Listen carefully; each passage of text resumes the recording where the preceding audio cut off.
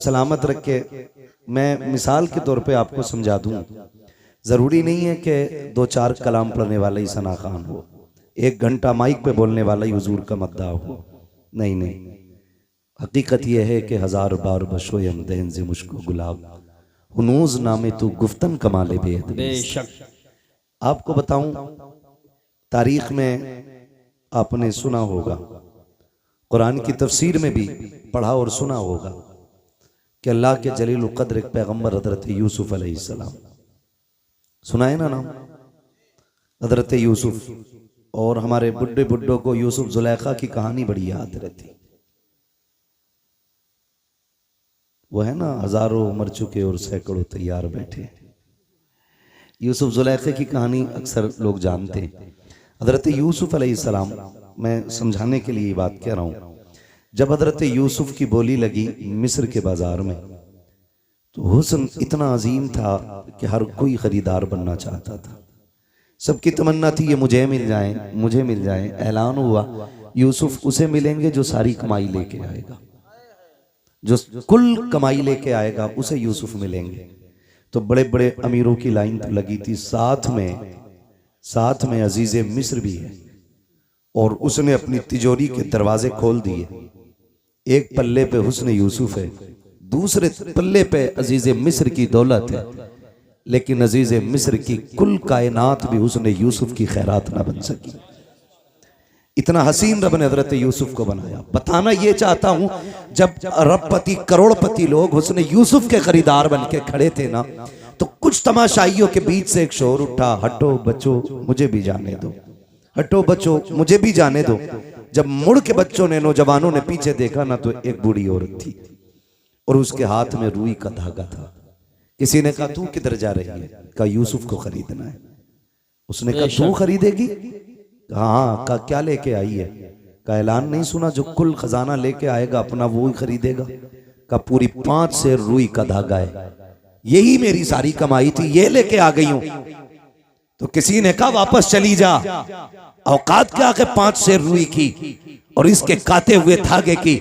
देख यूसुफ की खरीदारी में बड़े बड़े अमीर लग गए हैं, अजीज़े मिस्र का कुल खजाना चढ़ गया है, तू धागे लेके आई है, वो हीरे जवाहिरात तुल रखे हैं। उसने कहा था जाने तो दो।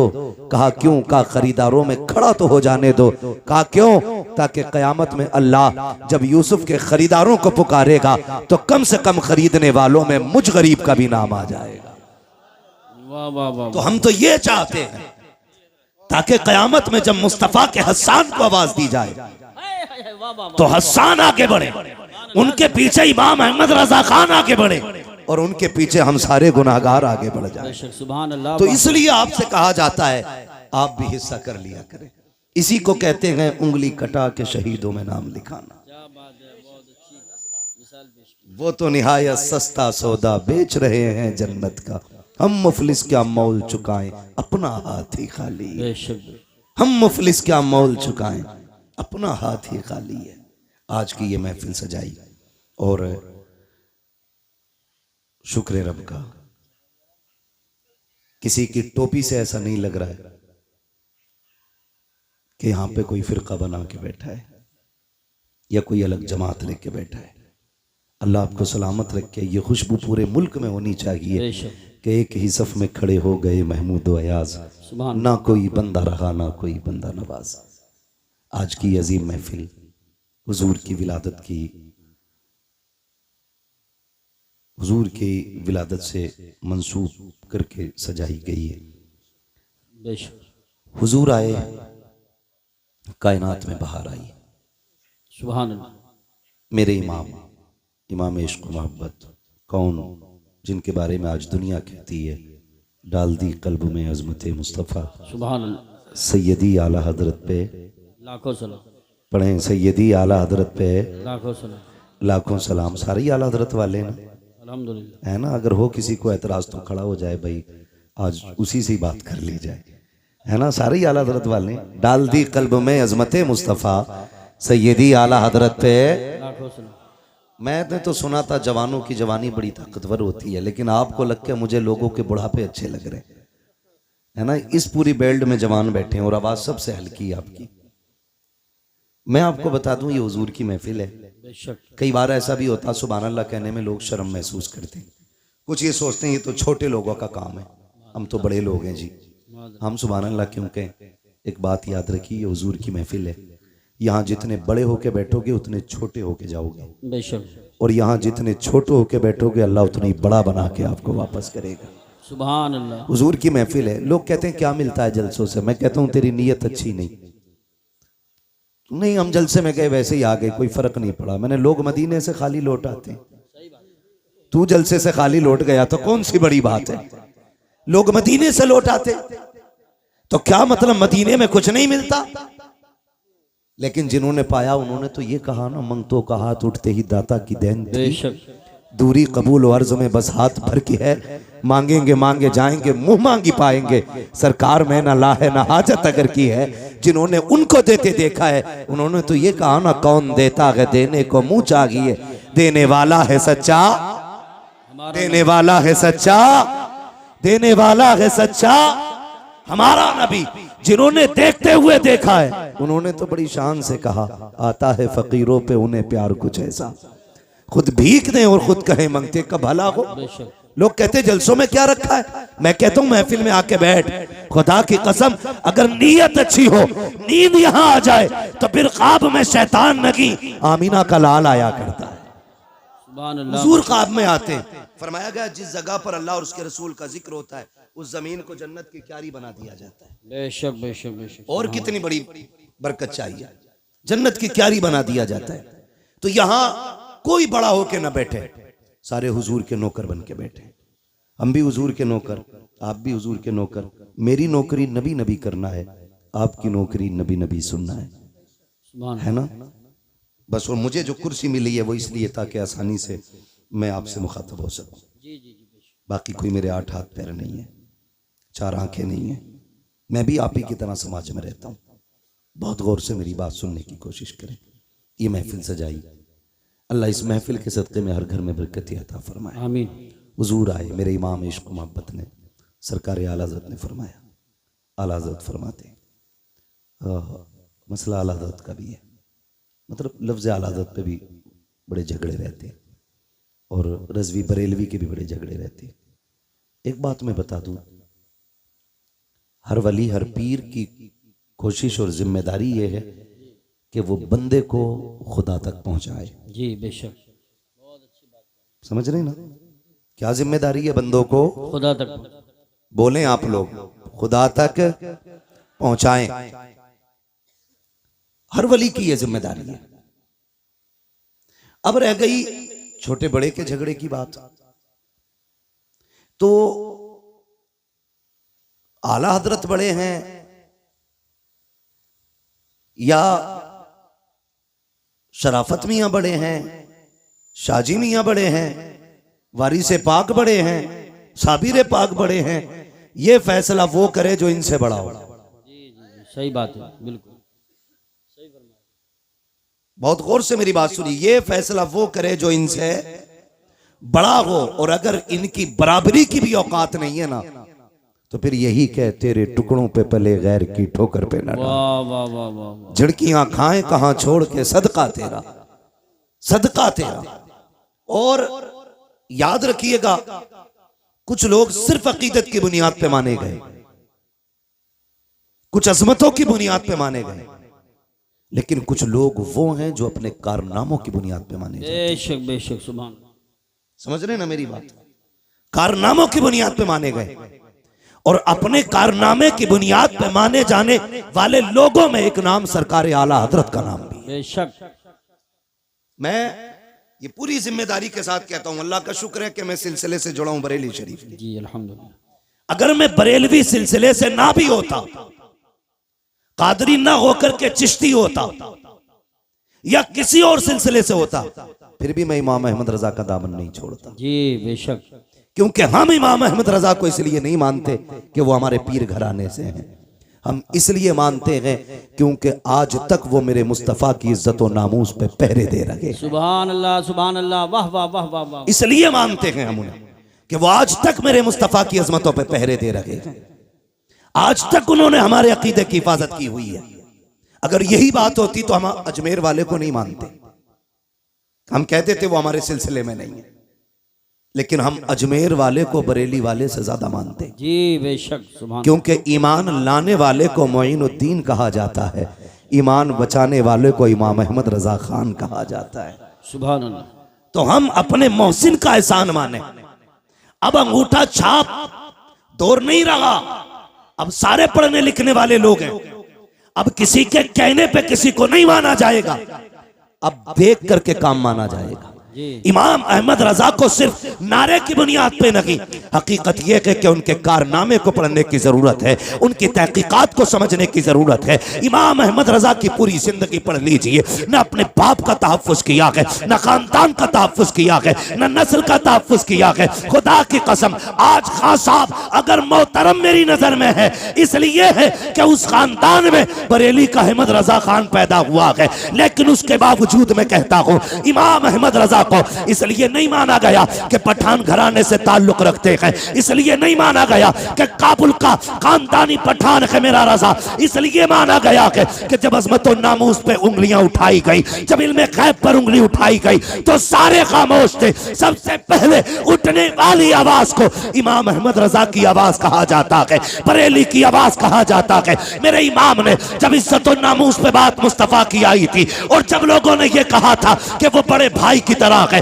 गांव के चौकीदार की तरह है, तब मेरे इमाम ने कहा था खामोश हो जाओ, उनकी अजमत तो ये है, सरवर कहूं के मालिक को मौला कहूं तुझे, बागे खलील का गुले सेवा कहूं तुझे, तेरे तो वस्फ ऐबे तनागी से ऐबरी हैरा हूं मेरे शाख में क्या क्या कहूं तुझे। नारे तकबीर, नारे रिसालत, नारे गौसियत, मसलके आला हजरत, फैजान आला हजरत हजरत अल्लामा मुफ्ती हम्माद रजा साहिब क़िबला उलमाए अहले सुन्नत। सुभान। ये है दामन, ये है गिरेबां, आओ कोई काम करें, मौसम का मुंह तकते रहना काम नहीं दीवानों का। बेशक। अब हमें घर के झगड़ों से निकल करके बाहर के झगड़े देखने, घर के झगड़ों से निकल के बाहर के झगड़े देखने हैं। अब शजरों पे फख्र नहीं करना है, बेशक। अब मुरीदों की रजिस्टर्ड नाम बताकर के इलाकों पे कब्जों पे बात नहीं होगी। क्या कहने हैं, वाह वाह वाह वाह वाह। अब ये नहीं कहा जाएगा मेरा पीर अफजल या तेरा अफजल, अब ये कहा जाएगा सबसे आला वो औला हमारा नबी, सबसे बाला वो बाला हमारा नबी, सारे अच्छों में अच्छा समझिए जिसे, है उस अच्छे से अच्छा हमारा नबी, सब चमक वाले उजलों में चमका किए, अंधे शीशों में चमका हमारा नबी। सुभान अल्लाह, सुभान अल्लाह। बहुत खूब, बहुत खूब। और मैं तो खानकाही लोगों से भी गुजारिश करूंगा, अब वक्त बैठने का नहीं है, निकलो अब हुजूर की अजमत के लिए, निकलो उनकी नामूस के लिए। किसी की इज्जत मेरे हुजूर की इज्जत से बड़ी नहीं, किसी का खानवादा मेरे नबी के घराने से आला नहीं, कोई भी इज्जत और रफात में मेरे आका से आला नहीं। याद रखिएगा, अब इज्जत उसी की जाएगी जो हुजूर की नामूस की बात करेगा, जो हुजूर की इज्जत की बात करेगा।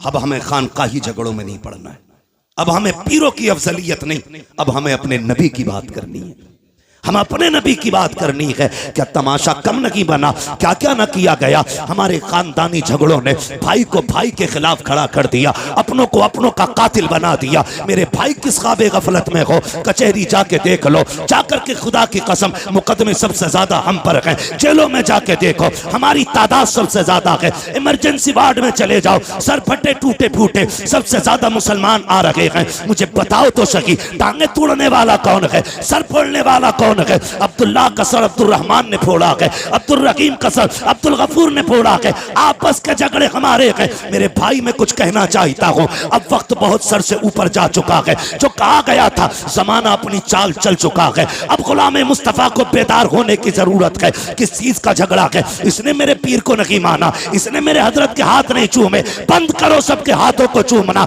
अब सिर्फ उसके हाथ चूमे जाएंगे जिन हाथों में मुस्तफा के लिए हथकड़ी होगी। अब उसके कदमों को सर का ताज बनाया जाएगा जिसके कदमों में नबी के लिए बेड़ियां होंगी, और ऐलान किया जाएगा तुम्हें जाना तुम्हें माना, न रखा गैर से काम, लिल्लाहिल हम्द में दुनिया से मुसलमान गए। नारे तकबीर, नारे रिसालत, देखो हमारे नबी की शान, बच्चा बच्चा है, देखो हमारे नबी की शान।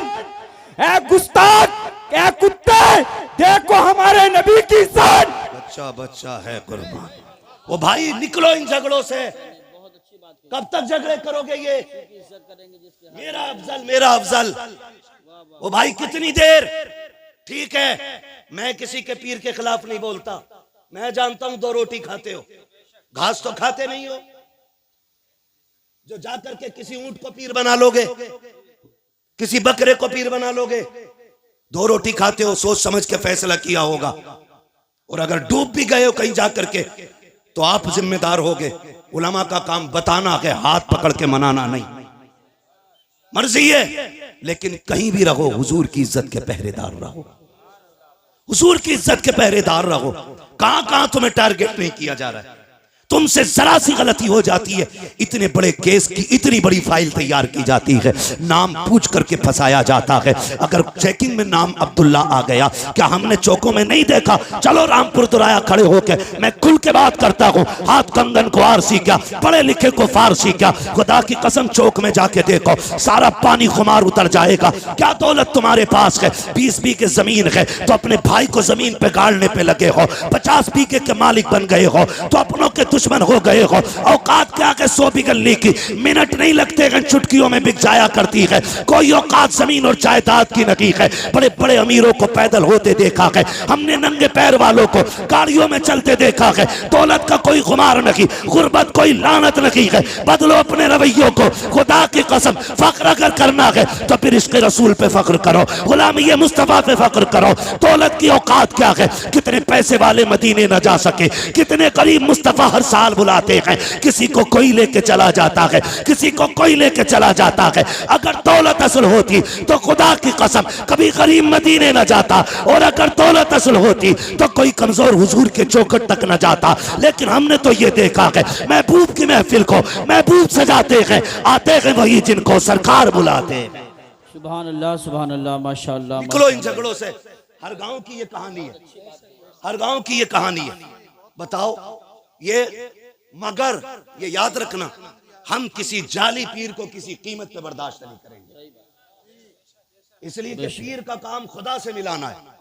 और अगर वो ईमान पे डाका डालेगा तो फिर लकुम दीनुकुम वलिय दीन,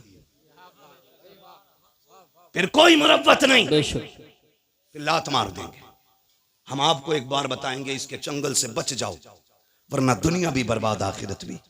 फिर काम आपको करना। मेरे भाई निकलो और हुजूर की इज्जत की बात करो, हुजूर की नामूस की बात करो। कुत्ता भौंक के कहता है, मैं तो उसे खिंजीर कहते हुए भी खिंजीर की तौहीन समझता हूं, जिसने 2 रातें पहले मेरे हुजूर के खिलाफ भौंका। मैं वो जुमले नहीं दोहराना चाहता, लेकिन उसको औकात दिखाना चाहता हूं। आज जो तेरा नापाक वजूद जमीन पे है, उसी मोहम्मद अरबी का सदका है।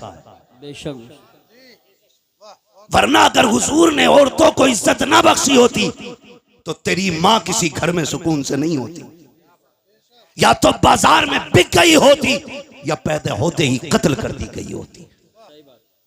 बकवास करते हुए शर्म नहीं आती? ओ भाई, अपने हुजूर के किरदार को जमाने तक काम करो। डॉक्टर इकबाल का वो शेर, यूं तो सैयद भी हो, मिर्जा भी हो, अफगान भी हो, तुम सभी कुछ हो, बताओ कि मुसलमान भी हो। है पठान कुर्सी में बैठा तो किसी अंसारी को जगह नहीं, तुरक बैठा तो कोई फकीर बर्ग बगल में नहीं बैठ सकता।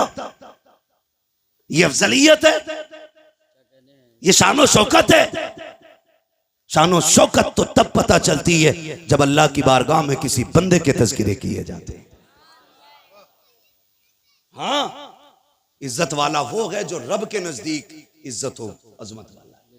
तेरे मेरे फैसलों से क्या होता है? आज हम इन्हीं झगड़ों में पड़े हुए, तो इस लायक नहीं वो इस लायक नहीं। सुने, हुजूर ने करम सब पे किया है। मेरे इमाम ने क्या कहा था? खुदा की कसम, वो जो न थे तो कुछ न था, वो जो न हो तो कुछ न हो। जान है वो जहान की, जान है तो जहान है, जान है तो जहान है। सुने, मैं तो खुल के कहता हूं, खुल के कहता हूं, जिस के घर में बेटी है, वो किसी भी धर्म, किसी मजहब, किसी भी मिल्लत का हो, अगर हया वाला है ना, तो फिर मेरे नबी की आमद का झंडा जरूर लगाए। सुभान अल्लाह, वाह वाह वाह वाह। इसलिए कि बेटी किसी के भी घर की हो, किसी के भी घर की बेटी हो, उसकी इज्जत मदीने वाले के सदक़े में महफूज है। बेशक बेशक। मैं बेशुमार मुल्कों की कहानी आपको सुना सकता हूं, लेकिन मैं सिर्फ चंद बातें आपसे करूं, चंद बातें। इसी मुल्क की सच्चाई यह थी कि अगर शोहर मर जाता था ना, तो बीवी को जिंदा चिता पे जला दिया जाता था, है ना, जिसे सती बोलते थे ना, सती करना, जिंदा जला दिया जाता था। अगर जिंदा ना जलाया जाता तो एक कमरे में 40 दिन के लिए बंद किया जाता। या तो वो घुट के मर जाती, और अगर बच जाती जिंदा तो उसका मुंह काला किया जाता, और उसको गधे पे बैठा के पैर में गले में जूतियों का हार डाल के घुमाया जाता, और ये कहा जाता ये वो मनहूस औरत है जिसकी वजह से इसका शोहर मर गया। हुजूर आए, सुभान अल्लाह, हुजूर आए, सुभान अल्लाह। 40 साल की बेवा खदीजा से निकाह किया और जमाने को बता दिया औरत पैर की जूती नहीं होती, क्या कहने हैं? औरत घर की शान होती है। बेशक। जो जिंदा जलाया करते थे उन्हें यह बताया बेवाएं मारने के लिए नहीं, बेवाएं जिंदा रखने के लिए हुआ करती। सुभान अल्लाह, वाह वाह वाह वाह। बहुत गैरत क्यों नहीं आती, गैरत क्यों नहीं आती? वो भाई हुजूर आए, बेटियां मुस्कुराई। छोटी बड़ी दौलत है, छोटी इतनी बड़ी दौलत बेटी की है, खुदा की कसम इस जैसा हमदर्द नजर ही नहीं आता। सही बात, यही बात है। इस जैसा हमदर्द नजर ही नहीं आता। हम लोग सफर में रहते हैं, आकिल भाई हैं, यूसुफ भाई हैं, ये उलमा है जो परदेश रहते हैं, अल्लाह ने बेटियों से नवाजा है। खुदा की कसम अगर 4 दिन लेट हो जाते हैं, बेटियां फोन करने लगती हैं, अब्बा बताओ ना कब आओगे, दिल नहीं लग रहा है, तुम आओगे तब अच्छा लगेगा। इस दौलत से तो हम महरूम ही रह जाते अगर मेरे नबी नहीं आते। आक़ा करीम आए, आने के बाद एक ऐलान किया था, लोगों मेरी फातिमा मेरे जिगर का टुकड़ा है। हुजूर ने अपनी फातिमा को एक बार कहा, पूरी कायनात बेटियों को जिगर का टुकड़ा समझने लग गई है। आक़ा करीम ने ऐलान फरमाया था, रब ने जिसको 3 बेटियां अता की उसने पाल पोस के बड़ा कर दिया, इज्जत से रुखसत कर दिया। आका फरमाते उसको जन्नत की जमानत मैं दे रहा हूँ। 2 बेटियों वाला खड़ा हुआ, उसने कहा था महबूब जिस पे 3 हो वो तो जन्नती है, क्या 2 वाला महरूम रह जाएगा? फिर मेरा नबी मेरे करीम से कर कतरा किसी ने मांगा, दरिया बहा दिए गए, तुरे में बहा दिए गए। आला हजरत ने कसम खुदा की कलम तोड़ दिया। मेरे नबी से पूछा आका 3 वाला जन्नती है, 2 वाला महरूम रहेगा? तब मेरे नबी ने कहा था नहीं, जिसकी 3 बेटियां वो भी जन्नती है, जिसको रब ने 2 बेटियां दी, पाल पोस के बड़ा कर दिया, इज्जत से रुखसत कर गया, वो भी जन्नती है। फिर एक वाला खड़ा हुआ, उसने कहा या रसूल अल्लाह 3 वाला भी जन्नती, 2 वाला भी जन्नती, मुझे तो 1 बेटी मिली है। आका क्या मैं? मेरे नबी फरमाते हैं तू भी जन्नती है। फिर जब 3 वाला, 2 वाला, 1 वाला, तीनों जन्नती हो गए, फिर वो खड़ा हुआ जिसकी गोद में बेटी ना थी, तब उसने कहा या रसूल अल्लाह मुझ पे तो बेटी कोई नहीं। मेरे नबी ने फरमाया अच्छा 3 वाला भी जन्नती है, 2 वाला भी जन्नती है, जिसके पास 1 बेटी है वो भी जन्नती। आगे आका कहते हैं जिस पे बेटी ना हो लेकिन बेटी की तमन्ना हो, इसी तमन्ना के साथ मर गया, मैं हाथ पकड़ के उसे जन्नत में दाखिल कर डाला। नारे तकबीर, नारे रिसालत, नारे गौसियत, मसलके आला हजरत, फैज़ान आला हजरत, जश्न ईद मिलादुन नबी मुफ्ती हम्माद रजा साहिब क़िबला। सुभान अल्लाह, सुभान। तवज्जो है सारे लोगों की? इतनी बड़ी दौलत, आका करीम जन्नत बांट रहे हैं, जन्नत हुजूर के सदके में मिल रही है। मैं खुल के कहता हूं जिसके घर में 1 भी बेटी है ना, वो मेरे नबी के नाम का झंडा लगाए, बेशक मेरे नबी के नाम का झंडा लगाए। भाई मेरी तरफ पंखा ना कीजिएगा भाई, नुकसान देगा बाबू, पंखा उधर ही रहने दो। तवज्जो है ना? एसी वाला मसला मुकर्रिर का होता है, शायर का, ये जितना गर्म होता उतना ही बंदों को ठंडा करता चलता है ना? एसी ठंडी हो जाए तो फिर हवा ठंडी नहीं होती है। तवज्जो है सारे लोगों की? चलूं आगे। जी इरशाद। बेटियां हुजूर के सदके में मिली, हुजूर के सदके में ये रिश्ते। आपसे एक बात कहूं खुदा के वास्ते, खास करके हमारा ये इलाका जितना भी आता है, रामपुर, मुरादाबाद, संभल, अमरोहा तक, उधर बरेली तक, हमने ना तबाही मचा रखी है। दिल के पपोले जल उठे सीने के दाग से, इस घर को आग लग गई घर के चिराग से। बाहर के झगड़े उतने नहीं थे जितने घर के हो गए। और याद रखिएगा, बंदा पूरी दुनिया से लड़ सकता है लेकिन अपनों में आके टूट जाता है, अपनों से नहीं लड़ सकता। आप कहेंगे ये बात मैंने कैसे कर दी? बुरा ना माने, जिसके घर हम बेटी लेने जाते हैं ना, वो भी हमारा अपना है या अपना होने वाला है, और जो बेटी लेने आया है ना, वो भी हमारा अपना है या अपना होने वाला है। निकाह से पहले क्या कसाईयों वाली हरकत हमारी नहीं होती है? कसाई मीन्स बिरादरी मत लेना, मैं मजबूती दिल की मुराद ले रहा हूं इसमें। चलो इसकी जगह दूसरा जुमला बोलने, जल्लाद होते हैं हम लोग, जल्लाद होते हैं। 10 लाख देगा तो बारात आएगी, वरना जा अपनी बेटी की बारात कहीं से मंगा ले। मुझे बता, हुजूर आए तो बेटियां पैदा होने के बाद कम से कम पैदा होते ही मार दी जाती थी, उनके पालने का तो एहसास नहीं था। जी जी। आज 20 साल की बेटी को जब आग लगाई जाती है ना, तो सिर्फ एक बेटी नहीं मरती, कई खानदान मर जाते हैं।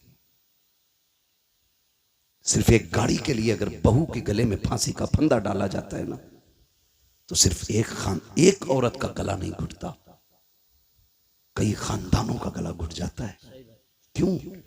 हुजूर बेटी बचाने आए हैं ना, और उम्मत की जिम्मेदारी थी बेटी की हिफाजत करती, और बेटी ही उम्मत ही बेटी की कातिल बन बैठी।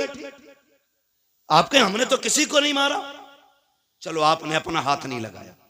अगर कोई गरीब गुर्बत की वजह से उसकी बेटी को कोई अपना नहीं रहा था और वो ट्रेन के आगे कूद के खुदकुशी कर लेता, तो बताओ इसके कत्ल में किसका हाथ है? कहीं ना कहीं हम जिम्मेदार नहीं है। नौजवानों जरा दिल पे हाथ रख के मेरी बात सुनो, मैं जन्नत बांटने नहीं आया, अलबत्ता हुजूर की बात आप तक पहुंचाने आया हूं। मेरा काम ही सिर्फ इतना है कि आका का पैगाम आप तक पहुंचाऊं, और ये जो सारी बात हम करते हैं हुजूर की बातों को आसान करके आप लोगों तक पहुंचाते हैं ताकि आप आसानी से समझ जाएं। तवज्जो है सारे लोगों की? जी जी। क्या ये हकीकत नहीं है? लोग आते नहीं है मस्जिदों में, इमामों से पूछो, आके रात की तन्हाई में कहता तावीज दे दो। लोग आते रिश्ता करने के लिए, लौट जाते हैं, पता नहीं क्या हो जाता। बेटी नेक भी है, खूबसूरत भी है, लेकिन इतना है, मैं उसकी मांगी हुई गाड़ी नहीं दे सकता। अलबत्ता मेहमानों को इज्जत की 2 रोटी तो मैं भी खिला देता हूँ। खुदा की कसम कमी कहीं नहीं रखी जाती है। हमारे खानदानों के इख्तलाफात, हसद की आग इतनी लगी रहती है। जहाँ किसी की बेटी की रिश्ते की बात आई, करवट वाला पता लगाता कहाँ के लोग आए थे, कहा फला जगह के, क्या हुआ कि 5000 रुपए दे गए अपना के। तो इतनी फिक्र उसको नहीं होती है जिसके घर रिश्ता हो रहा है, जितनी पड़ोसी को होने लगती है। कहता नंबर पता करो, नंबर निकालो, ढूंढ के नंबर निकाल के कहता यार तुम ही आए थे कल लड़की देखने? कहा हाँ आए तो थे। कहा तुम्हें कुछ और पता चला? कहा क्या? कहा बस रहने दो, अगर नहीं पता तो हम क्या बताएं।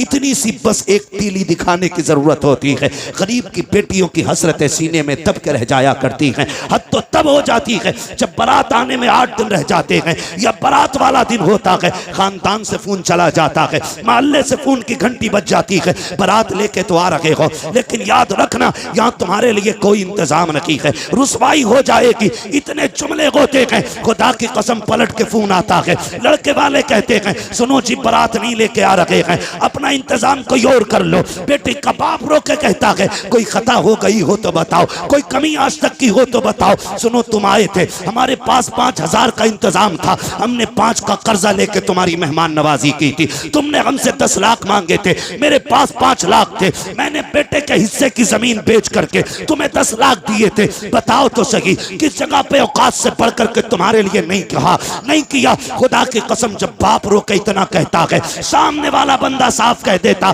बारात नहीं लानी है, हमें आना ही नहीं है, तुम जो चाहो करो। मुझे बताओ तो सही, तेरी एक फोन की घंटी ने किसी की जिंदगी में आग लगा दी है, किसी बाप की जिंदगी भर की खुशियों को तबाह कर दिया है। और ये तो बाप का दर्द है, उस बेटी के दर्द को कौन समझेगा जिसके हाथों की मेहंदी लगी की लगी रह गई, जिसके बदन पर सुर्ख जोड़ा चढ़ा था लेकिन निकाह तक ना पहुंच सकी है। कौन समझेगा उस बेटी के दर्द को जिसने अपने जीते जी अपने आप को बेवा महसूस किया हो। और तुम्हें खुदा का वास्ता अगर किसी का दिल दुखाया इस तरह, दुनिया का तावीज तो क्या पीर गले में लटका लेना कुछ नहीं हो सकता है। अगर सुकून चाहते हो टूटे दिल जोड़ दो, खुदा तुम्हारे रिश्ते अपनी रहमतों से जोड़ डाले। नारे तकबीर, नारे रिसालत, नारे गौसियत, मसलके आला हजरत, जश्न ईद मिलादुन नबी, उलमाए अहले सुन्नत। सुभान। हुजूर बेटियां बचाने आए हैं, बहुत अच्छा पैगाम पेश। बचाने आए हैं, वो हमने बेटियों के ही गले काट दिए।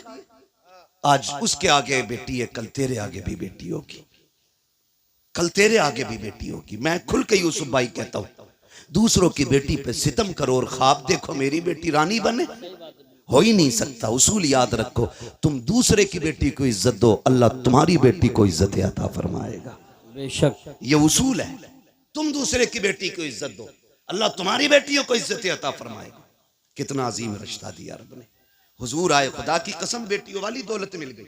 और मेरे आका तो कभी अपनी शहजादी को देख के खातून जन्नत को फरमाते थे, फातिमा उम्मी बाद उम्मी, फातिमा मेरी माँ के बाद मेरी माँ है। यानी आका फरमाते थे मेरी माँ के बाद अगर किसी ने सबसे ज्यादा मुझसे प्यार किया है तो मेरी फातिमा ने प्यार किया है। सुभान अल्लाह, माशा ये हुजूर फरमाते थे मेरी फातिमा मेरी माँ के बाद मेरी माँ, यानी कि जो ख्याल मेरी माँ ने मेरा रखा था उसके बाद मेरी फातिमा ने मेरा ख्याल रखा। खुदा की कसम, माँ के बाद अगर किसी लहजे में माँ का प्यार दिखता है ना तो वो बेटी का लहजा होता है। माँ के बाद अगर किसी को फिक्र होती है ना तो वो बेटी को होती है। गलत नहीं कह रहा हूं, लिख लो मेरे भाई। आज बीवियों के लिए, मैं बुराई नहीं कर रहा हूं बीवियों की, इस्लाम ने औरत को भी हक दिया, माँ को भी हक दिया, बहन को उसका हक दिया। इस्लाम से बेहतर तो कोई भी धर्म का दावा करने वाला वो इंसान को हक इंसानियत का दे ही नहीं सकता, दे ही नहीं सकता। आज बकवास कर रहे हैं इस्लाम ने औरत को हक नहीं दिया। मैंने कहा बेगैरत, तुझे तो एक हक मिला है मगर इस्लाम ने बेटी को दो दो जगह हक दिला है। बाप के घर भी बेटी का हक है बेशक, और शोहर के घर भी बेटी का हक है। बेशक इतनी इज्जत है किसने दी? इस्लाम ने, इस्लाम ने इतनी इज्जत बख्शी है। भाई सुने गौर से, बेटी के रिश्ते बड़े अजीम होते हैं। आपसे इतनी गुजारिश है, छोटी सी बात, भले उम्र एक कम कर लेना लेकिन बेटी को उसका हक दे के मरना। बेशक बेटी को उसका हक दे के मरना। हम बड़े सितमगर लोग हैं, हम बड़े जालिम हैं। बेटी पैदा होना, मुंह उतर जाए, मुंह उतर जाए, क्या हुआ, ये तो पराए घर चली जाएगी। अब्बा कह रहा है बात बात में, कब टूट गया ना, सही से काम करे कर, पराए घर जाना है। बर्तन अगर मैला रह गया, माँ कहती है सही से बर्तन धोया कर, पराए घर जाना है। कितनी बार उसे अजनबी होने का एहसास दिलाते हो यार, कितनी बार रुलाते हो उसे जिंदगी में। क्या वो ये नसीब लेके नहीं आ सकी कि उसे कोई अपना भी कह सके? बाप के घर उसे पराए घर वाला कहा जाता है। और जब 18 साल बाप की नौकरी करके ससुराल जाती है, वहां कोई कमी हो जाए तो कहती है पराए घर से आई है। क्या दिया तुमने यार, क्या दिया तुमने उसे? एक हवेली का हक न दे सके। हजरत दुआ करना 7वां उम्र है। बेटी को क्या दिया? का कुछ नहीं जी, आग लगे तेरे सफर में। बेटियों का हक खा के हज करने जा रहा है, अल्लाह मुंह पे मारेगा ऐसी इबादतें। वो कहेगा बंदे का हक अदा नहीं किया, मेरा हक अदा करने आया। लाजिम है आप पे, आप बेटी का हक दे के जाओ। वरना इतना जरूर कर लेना, कम से कम 16 कमरों वाली हवेली में एक छोटा सा कमरा बेटी के नाम कर जाना। सोच रहे हैं ना मैं क्या कह रहा हूं? 20 कमरे की हवेली में एक छोटा सा कमरा बेटी को दे जाना, ताकि कल तेरे इंतकाल के बाद अगर वो आए तो अपना हक समझ के हवेली में पैर रख सके, भाई और भाभी की इजाजत की मोहताज ना हो। खुदा की कसम, बेटियां तब नहीं टूटी जब बाप का आंगन छोड़ के प्रदेश गई हैं। बेटियां तब टूट जाती हैं जब उन्हें मैके आने के ताने मिला करते। कहां के इंसान हैं हम? कितनी इंसानियत हमारे बीच में? मुझे बताएं, अपनी बहन रोते हुए दरवाजे से जाए तो फिर तुझे इंसान कहलाने का हक किसने दिया? एक कमरा बेटी को दे के जाना, वरना कई बहनें रो के कहती हैं 7 साल हो गए भाई बुलाने नहीं आया। अब्बा थे तो मैं हर 8 दिन में, महीने में चली जाती थी। जब से बाप का जनाजा उठा है मैं तो मैं कहीं भूल गई। क्यों? क्योंकि हमें दौलत प्यारी हो गई, रिश्ते प्यारे नहीं रहे। खुदा का वास्ता यार, बहनों के साथ ये सितम न किया करो। क्या बिगाड़ा बहनों ने हमारा? क्या बिगाड़ा? यही कि 18 साल बिना तनख्वाह के हमारे वक्त पे कपड़े धुलती रही, बगैर कहे हमें बिस्तर बिछे मिलते रहे। यह कसूर था बहन का कि जब भी तू परदेश से आया कभी तुझे ठंडा खाना नहीं खाने दिया। यह खता थी बहन की। बहनें कहती रही मेरा भाई यूसुफ आता होगा, मेरा भाई आकिल आता होगा, मैं उस वक्त रोटी पकाऊंगी जब यह दस्तरखान पे बैठेगा। बता इतनी फिक्र कौन करेगा? उसके लिए तुमने बहन छोड़ दी जो पका के रख के कहती किचन से निकाल के खा ले, जो कहती मुझे वक्त नहीं है, तू लेट आया, खाना मैंने वक्त पे बनाया था, उसके लिए बेटियां छोड़ दी। बदलो यार अपने आप को। खुदा की कसम बहुत बड़ी नेमत हुजूर के सदके में बहन की शक्ल में मिली है, बहुत बड़ी दौलत बेटी की शक्ल में मिली है। और मैं तो खुल के कहता हूं जिसने आजमाया ना हो आजमा लेना। जाओ तुम्हारी मर्जी करे, 8 दिन के लिए दिल्ली मुंबई या दुनिया के किसी कोने में घूमने के लिए चले जाओ, फिर जब पलट के आना जानबूझ के ताखीर से घर पे आना, 1 बजे 2 बजे रात को आना। बेटी अगर समझदार हो चुकी है आके दरवाजे पे खड़े होकर कुंडी खटखटाना। मैं अल्लाह की इज्जत की कसम खा के कह सकता हूं सबसे पहले दरवाजे पे दौड़ के आने वाली जात जो होगी वो तेरी बेटी की जात होगी। सबसे पहले आवाज देने वाली जो जात होगी वो तेरी बेटी की आवाज होगी। और अगली बात सुन लो, रात के 1 बजे आना, कहना बेटी भूख लगी है, खुदा की कसम कितनी भी तुझे भूख लगी हो, कहना जल्दी कर ठंडी रोटी लेके आ। वो कहेगी अब्बा भी धक्के खा के आया है, परदेश से आया है, क्या घर आके भी ठंडी रोटी खाएगा? वो तेरी बेटी तुझे ठंडी रोटी नहीं खिलाती है क्योंकि तू उसका बाप है। तो तुम्हारे दिलों पे कैसे पत्थर लग जाते हैं कि जायदाद बेटों को दे जाते हो, बेटियों को तुम महरूम कर जाया करते हो। क्या बेटियों का रिश्ता तुमसे नहीं है? खता क्या है बेटी की? क्या वो बेटी का इसलिए उसको छोड़ा जा रहा है? वो मर्द नहीं है। कहा नहीं जी, बेटियां पराए घर जानी है, बेटा अपने घर रखेगा। याद रखिएगा बेटा अगरचे बुढ़ापे का सहारा होता है लेकिन बेटियां माँ बाप के लिए आखिरत का सहारा हुआ करती हैं। सुभान अल्लाह माशाअल्लाह। बदले अपने रवैये। और मुझे बात याद आ गई, अच्छा पैगाम। वक्त भी मुकम्मल हो चला है, आखिरी बात कह के बस मैं बात खत्म कर लूं। अल्लाह आपको सलामत रखे। और बोलिए। सुने बहुत गौर से, बात पुरानी है लेकिन बरमहल कह रहा हूं जी इरशाद। बहुत गौर से मेरी बात सुने। कभी कभी ना बेटियां वो कर देती हैं जो बेटे नहीं कर पाते, कभी कभी बेटियां वो कर देती हैं जो बेटे नहीं कर पाते हैं। अगर आप सोचे कि मैं बेटों की बुराई कर रहा हूं तो मैं भी बेटा हूं, आप भी बेटे। मैं रवैये बता रहा हूं, जी जी जी रवैये बता रहा हूं, वरना बेटा तो अब्दुल कादिर जिलानी जैसा हो तो लाके दिखाओ। सुभान अल्लाह।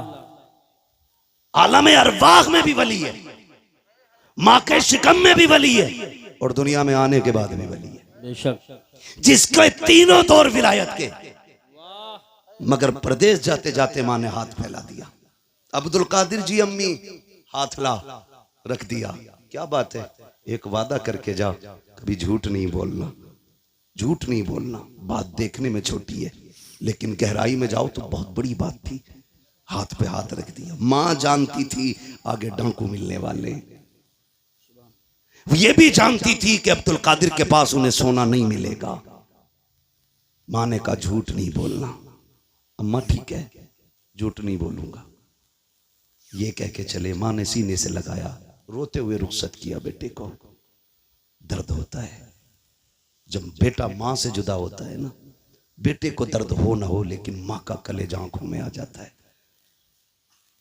अगर कहूं तो उस वक्त में जब बेटे माओ से दूर होते हैं ना तो मां का दिल आंखों में धड़कता है। वो आंखों से नहीं दिल से बेटे को देखती है। घर से निकल गए, डाकुओं ने रोका, सबको पता है, सबको लूटा। बात बगदाद वाले की आई। सरदार ने बुला के पूछा कुछ है? कहा हाँ। कहा क्या? कि 40 सोने के सिक्के। किधर हैं? कहा मेरी मां ने सदरी में सिले थे। बंद तोड़ा, खन खन गिरे। डाकू के सरदार ने कहा इतना सोना सच बोल के तुमने लुटवा दिया, झूठ बोल देते तो बच जाते। मेरे गौस पाक ने फरमाया घर से चला था, मेरी माँ ने कहा था झूठ ना बोलना। अगर मैं झूठ बोल देता मेरी माँ से किया हुआ वादा टूट जाता। माँ के वादे पर हजारों सिक्के कुर्बान, लेकिन माँ का वादा झूठा नहीं करना है। तड़प गया सरदार। उसने कहा कैसा बच्चा है, कैसा बच्चा है, हम खुदा का वादा भूल गए, तू माँ का वादा याद किए हुए है। तू है कौन? कहा मैं हसनी हुसैनी सैयद हूं। कदम पकड़ लिए, तेरी नस्ल पाक में है। सुभान अल्लाह। बच्चा बच्चा नूर का, तू है ऐने नूर तेरा। सब घराना नूर। नींद लगने लगी है? नहीं लग रही ना? तेरा सब घराना नूर का। उसने कहा हाथ बड़ा, फिर तौबा करा। कहा क्यों? कहा अगर तू इतना सच्चा है, तेरा खानदान कितना सच्चा होगा। फिर तौबा की, खुदा की कसम जब उसने तौबा की तो सारे चेले आ गए। उस्ताद जी चोरी साथ की थी, फिर जन्नत में साथ जाना है, सुभान अल्लाह। जन्नत में भी साथ जाना। और ये बगदाद वाले का कमाल था, जिसे तौबा कराते थे खाली जन्नती नहीं, रब का वली बना दिया करते थे। फरमाया गया जितनों ने हाथ पे तौबा की थी उस दिन, अल्लाह ने सबको वली बना दिया, सुभान अल्लाह। सबको वली बना दिया। सर भला कोई क्या जाने के है कैसा तेरा, औलिया मलते हैं आंखें वो है तलवा तेरा। बेशक। अलहमा कहर है गौस वो तीखा तेरा, मर के भी चैन से सोता नहीं मारा तेरा। चलूं आगे? तो ये ख्वाहिश है, और बोलिए। कभी कभी ऐसा होता है, थके तो नहीं है? देखो एक मसला अगर सुनना है तो सब बोलो, तकरीर के लिए सुभान अल्लाह बोलो, हाथ उठा के सुभान अल्लाह। मैं आपकी मोहब्बतों पे कुर्बान जाऊं। मुझे प्रधान जी ने बताया और हमारे अब्दुर्रऊफ भाई ने बताया कि पूरे गांव को बड़ी बेकरारी से इंतजार था। तो मैंने कहा प्रधान जी आज रब ने आपके दस्तरखान पे टुकड़े लिखे थे, आ गए। फर्क इतना है दस्तरखान तुम्हारा है, रिस्क हमारे हिस्से का था, बेशक। खा लिया है। ठीक है जी, तवज्जो है सारे लोगों की। मैं थोड़ी देर बढ़ा दे रहा हूं बात, अल्लाह आपको सलामत रखे। मसला ये भी है प्रधान जी कि मुझे कल भी कहीं बोलना है, किसी को इतना ना चाहो कि दम निकल जाए, है ना? अल्लाह आपको सलामत रखे। तवज्जो है सारे लोगों की। बात बढ़ाऊं जरा, कह दें या रसूल अल्लाह। या रसूल। मैं बात अर्ज कर रहा था, कभी कभी बेटियां वो कर जाती हैं जो बेटे नहीं कर पाते। क्या आप देखें, माँ बाप बूढ़े हुए, खांसने लगे, बहू ने क्या कहा, देखो जी जब ये खांसती है ना तुम्हारी अम्मा तो हमें पलटी होती है, क्या करने का है, इनको इतनी दूर कर दो कि मुझे खांसी की आवाज ना आए।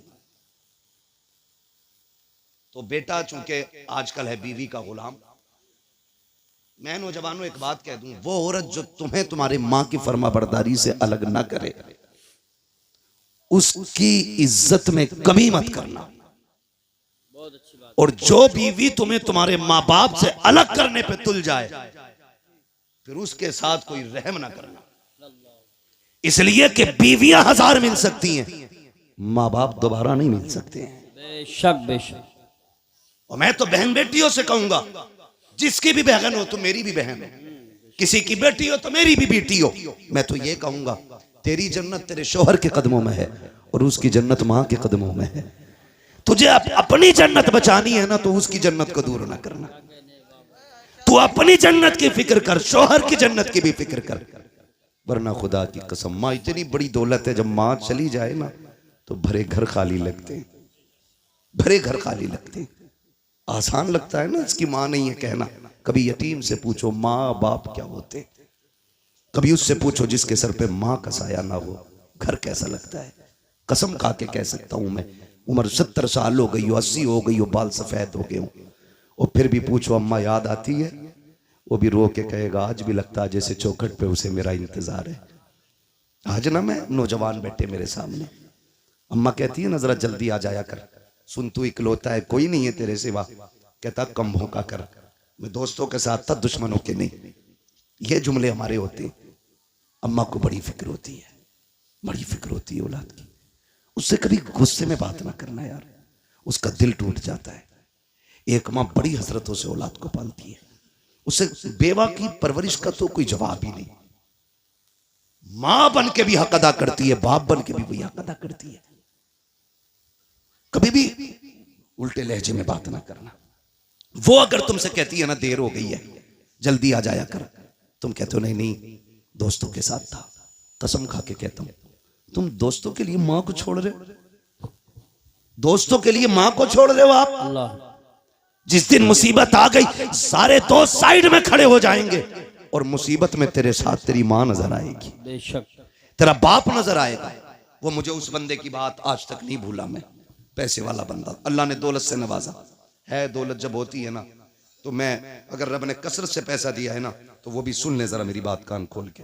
फरमाया गया हर काम एतदाल के साथ करें, मियाना रवि रखें, पैसा कसरत से है तो फिर जिंदगी होटलों में ना गुजारे, और पैसा नहीं है तो फिर लान तान किसी को ना करें। ठीक है जी, आप मियाना रविश रखें, पैसा कितने भी आ जाए दरमियानी तौर पे जिंदगी गुजारें, ताकि कल अगर बुरे दिन भी आ जाए तो कोई हमें जलील ना करे, रुसवा ना होना पड़े। बहुत ऊपर लेवल चढ़ के नहीं। आज 4 लोग जूता उठाने वाले, 5 पानी पिलाने वाले बन गए फटीचर, तो फिर लोटा भी पकड़ना नहीं आ रहा है। बहुत अच्छा पैगाम। मियाना रविश रखा करें। पैसे वाला था, दौलत दी अल्लाह ने, सैकड़ों दोस्त, अमीरों के बहुत दोस्त होते हैं, और गरीब को तो कोई वक्त पे कर्ज भी नहीं देता यार, उधार भी कोई नहीं देता। लोग उधार भी उन्हें देते हैं जो गुंजाइश वाले लोग होते हैं, कमजोर को तो हम उधार तक नहीं देते। देगा कहां से ये, देगा कहां से ये? अल्लाह ने तुझे अगर 10,000 देने की हैसियत नहीं दी, 1000 दे के काम चला दे उसका, और जब तक तू इसे ढील देता रहेगा अल्लाह तुझे हर दिन 1000 रुपए सदका करने का सवाब अता करता रहेगा। सुभान अल्लाह। आम के आम इस्लाम में गुटलियों के भी दाम वाह वाह वाह वाह वाह। है, तो होता नहीं है ऐसा। यकीन करें, अमीर मर जाए या बीमार हो जाए, यूसुफ भाई अस्पताल, गरीब चला जाए, गरीब, तो लोग खैरियत भी इसलिए नहीं पूछने जाते कहीं कर्जा ना मांग ले, कहीं पैसा ना ले ले, और पैसे वाले की टांग टूट जाए तो सारी पड़े होंगे, फुर्सत नहीं मिलेगी, बेंच पे जगह नहीं मिलेगी बैठने की। 4 आ रहे हैं, 4 जा रहे हैं, पता है जिस दिन जुड़ जाएगी घर के ही काम आएगा। मतलबी लोग हैं हम, मतलबी लोग। बीमारी तो छोड़ो, गरीब का तो जनाजा भी नहीं उठाना चाहते हम लोग। अल्लाह अकबर। अमीरों के जनाजे में बढ़ बढ़ के कांदा देते हैं। ये इस्लाम नहीं है, ये इस्लाम नहीं है। मेरा नबी है, अरब की जमीन है, तपती हुई गर्मी है। औरत आई, उसने इशारा किया, हुजूर तपती हुई दोपहरी में उठे, जाके बातें करने लगे। बहुत देर तक बात करती रही। जब वो अपनी मर्जी से बात करके गई, सहाबा कहने लगे, महबूब आपको 63 साल जिंदगी में पूरी कायनात संवारनी है, आप इतना कीमती वक्त उस पागल के लिए खर्च कर दिया, इसे कोई मुंह नहीं लगाता। मेरे नबी के नबूवत वाले होठ खुले और आका करीम ने फरमाया, सहाबा जिसे कोई मुंह नहीं लगाता क्या उसे मैं भी मुंह ना लगाया करूं? सुभान अल्लाह, माशाअल्लाह। मेरे हुजूर ने फरमाया, जिसे कोई सीने से नहीं लगाता उसे सीने से लगाने के लिए मैं आया हूं। ओ भाई, ये सुन्नत है हुजूर की, जिसे दुनिया जलील करे तुम उसे इज्जत दो, तुम इसे इज्जत दो। मैं अर्ज कर रहा था, बात बढ़ गई। कहां खोले हैं गेसू यार ने, खुशबू कहां तक है। कभी कभी बेटियां वो काम कर जाती हैं जो बेटे नहीं कर पाते। माँ बीमार हुई, बाप बीमार हुआ, बेटे ने छोड़ दिया, लेकिन बेटियां नहीं छोड़ा करती, बेटियां नहीं छोड़ा करती। अगर गलत कह रहा हूं तो बताओ। तुम जिन्हें लावारिस समझ के ना जायदाद का एक बीसा जमीन नहीं देके जाते जो उसका अपना हक है, जी जी जी, बीघे भर की हवेली में एक बैठक उसे नहीं देके जाते, तुम्हें क्या लगता है? खुदा की कसम सुने, हमने जनाजे ऐसे भी देखे, जब बाप का जनाजा उठता है तो बेटियां जनाजों के साथ दौड़ी हैं कि हमें भी इनके साथ ले जाओ। अब जीने का मतलब खत्म हो गया है। जिसके घर में बेटी है, मैं नहीं जानता वो अपने आप को क्या समझता है, लेकिन इतना जानता हूं, जिस बेटी के सर पे बाप का साया होता है ना, वो बेटी अपने आप को शहजादी समझा करती है, शहजादी समझा करती है। बेटियां होती हैं, हम बेटियों को लावारिस कर देते हैं। सुने बेटी क्या होती है, बात याद आ गई तो मैं ये बात कर जाऊं। अल्लाह ने एक अमीर को 4 बड़ी बड़ी फैक्ट्रियां दी। कितनी? सो गए? खत्म कर लूं? कितनी दी? सारे बोलेंगे तब आगे बढ़ूंगा, वरना मेहनत कर रहा हूं। 4 दी ना? 4 बेटे अल्लाह ने उसको दिए, 4 बड़ी बड़ी फैक्ट्रियां, लेकिन कुछ अकाउंट में भी था। उसको अल्लाह ने बड़ी बेटी अता की। बड़ी बेटी हुई, उसने उसकी शादी कर दी। शादी के बाद कोई समधी से या किसी से अनबन हो गई, ठीक है ना? ये मूज का झगड़ा भी ना हमारी कौम को तबाह किया हुआ। सही बात। आज कोई छोटा होना ही नहीं चाहता कि भाई सलाम कर ले, का क्यों करूं, मैं उससे कम हूं क्या? मुहावरा तो ऐसे बोलते हैं, माइक में नहीं बोल सकता। हाँ, मिंबर का भी एक एहतराम है अपना। ये मिंबर रसूल है, इसकी कदर करते हैं और करनी भी चाहिए। मैं नहीं बोल सकता, कहा मैं उससे जाकर सलाम करूं। बहुत घटिया जुमला बोल के मुहावरा बोलते नहीं। फरमाया गया, जो पहले नाराज भाई को सलाम करता है, अल्लाह उसके सारे गुनाह माफ फरमा दे। है ना, मरने के बाद सबको जन्नत चाहिए और जिंदगी में किसी को मतलब नहीं। गलत नहीं कह रहा हूं, मर जाना तो कह रहा मेरे अब्बा बड़े नेक थे, रोज एक गिलास चिड़ियों को पानी पिलाते थे। चल चिड़ियों का पानी याद है, और तेरे अब्बा ने मोहल्ले भर का जो खून पी रखा था वो। मरने के बाद नेकी याद आ रही है, जिंदगी में जो उसने खून पिया वो नहीं याद आया। अब तो ये चाहते हैं कोई मौलवी 40 में आए और कह दे मैंने ख्वाब देखा तेरा बाप जन्नत में, और ये रहे कागजात। यही बात सही कह रहा हूं मैं अखिल भाई? ये सोचे बैठे मुश्किल घड़ी है। हजरत अली कब्रिस्तान से गुजर रहे हैं, सलाम किया, अस्सलाम वालेकुम या अहल क़ुबूर। आवाज आई वालेकुम अस्सलाम। आपने फरमाया कब्र वालों बताओ क्या हाल है। उन्होंने कहा अली पहले ये बताओ जिन्हें हम छोड़ के आए थे उनके क्या हाल है। कहने लगे किन की बात कर रहे हो? कहा हम अपनों की बात कर रहे हैं। मौलाए कायनात फरमाते हैं किसे अपना कहते हो? वो तू जिसे बेवा छोड़ के आया था उसने निकाह कर लिया, जो तेरे यार थे उन्होंने दूसरे दोस्त बना लिए, और वो जो तूने हवेली बनाई थी ना, तेरे बच्चों ने इतनी दीवारें खड़ी की हैं कि घर का घरुआ बन गया है। तेरे बच्चों ने उनका नक्शा ही बदल के रख दिया। किन्हें अपने कह रहा है? अब तुम बताओ तुम्हारा क्या हाल है। उन्होंने कहा हम ये समझते थे बिल्डिंगें गाड़ियां ये कामयाब जिंदगी है। कहा कब्र में आए तो पता चला कि यहाँ पे दुनिया का सिक्का नहीं, जाके जमाने से बता देना यहाँ मदीने वाले की गुलामी का सिक्का चला करता। कहा कैसा पाया? कहा बहुत लज्जतें थी दुनिया में, लेकिन कहते हैं जब मौत का पहला झटका लगा ना, कहते हैं जो कड़वाहट मौत के पहले झटके पे महसूस हुई थी, अभी तक वो कड़वाहट हमारे मुंह से नहीं गई है। अल्लाह, खेल नहीं है। बदलो अपने रवैये। वो कहा जब कब्र में आए जो इसने झटका दिया है, कब तक कांप रहे हैं। बरसों बीत गए, अभी तक वो दहशत नहीं गई है जो कब्र ने झटका दिया था। अभी तक उस दहशत को हम भुला नहीं पा रहे हैं। अली जाओ जमाने को बता देना कि तैयारी कर ले, यहाँ पे दुनिया का सिक्का नहीं हुजूर की गुलामी का सिक्का चला करता है। ओ मेरे भाई कान खोल के सुनो, हुए नाम वरबे निशा कैसे कैसे, जमी खा गई आसमां कैसे कैसे। कोई यहाँ दौलत वाला, इज्जत वाला, शोहरत वाला कोई नहीं बचने वाला है। हमें खत्म हो जाना है, मगर खुदारा रवैये बेहतर कर लो, अखलाक अच्छे कर लो। अल्लाह ने 4 बेटे दिए, 4 मीलें दी। मूंछ के झगड़े की खातिर 10 साल बेटी के दरवाजे पे नहीं गया, बेटी से कांटेक्ट ही खत्म कर दिए। लेकिन बेटी तो बेटी होती है। लेकिन देखो हालात बदलने में देर नहीं लगती है। अगर अच्छे दिन ज्यादा नहीं देर टिक पाते हैं तो बुरे दिन भी ज्यादा देर नहीं रुक पाएंगे। अगर बुरे दिन ज्यादा दिन नहीं रुकते हैं तो अच्छों की भी कोई उम्र नहीं होती है। अल्लाह कादिर मुतलक है, जब चाहे तब तब का पलट देता है। कभी तख्त से उठा के तख्ते पे डाल देता है, कभी तख्ते से उठा के तख्त पे बैठा देता है। ये वही कादिर मुतलक है। कभी उसकी जात को ना भूलना, अकड़ने की जरूरत नहीं है। अपने आप को उसके आगे झुकाए रखना, कभी दौलत पे गुरूर ना करना। नाक मूंछ के झगड़े को एक तरफ डालो, हुजूर के सच्चे गुलाम हो जाओ। नाक की खातिर उसने 10 साल बेटी को नहीं देखा। इत्तेफाक से तबीयत खराब हुई, दर्द हुआ, हॉस्पिटल लोग लेकर के चले गए। डॉक्टर ने चेकअप करके कहा तेरे गुर्दे फेल हो चुके हैं, अब जिंदगी कम रह गई है। उसने कहा बड़ा पैसा है, इलाज की कोई सूरत? उसने कहा बच जाएगा अगर तुझे गुर्दा मिल जाए। उसने कहा जितना चाहे पैसा ले ले, अल्लाह ने बड़ी दौलत दी है, गुर्दा चेंज कर दे। डॉक्टर ने कहा नहीं जी ये गुर्दे मिला खरीदा नहीं करते हैं। कहा फिर? कई तेरा अपना गुर्दा देगा, उसके बाद तेरी जिंदगी बच पाएगी। बड़ा घमंड था उसे 4 बेटों पर, बड़ा गुरूर था उसको बेटों पर। उसने कहा 4 बेटों के लिए जिंदगी कुर्बान कर दी, बूढ़ा हो गया इन्हें पढ़ाते लिखाते, क्या ये मेरे लिए इतना नहीं कर सकते? उसने कहा बुलाओ बेटों को। 4 बेटों को जब बुलाया गया, सबसे पहले बाप ने बड़े बेटे से कहा बेटे मैं कुछ और दिन जीना चाहता हूँ, तुम्हारे बीच रहना चाहता हूँ। डॉक्टर ने कहा जीना है तो एक गुर्दा लाना पड़ेगा। बेटे एक गुर्दा दे दे, मैं भी तेरे साथ कुछ दिन जी लूं। बेटे ने इतना सुना,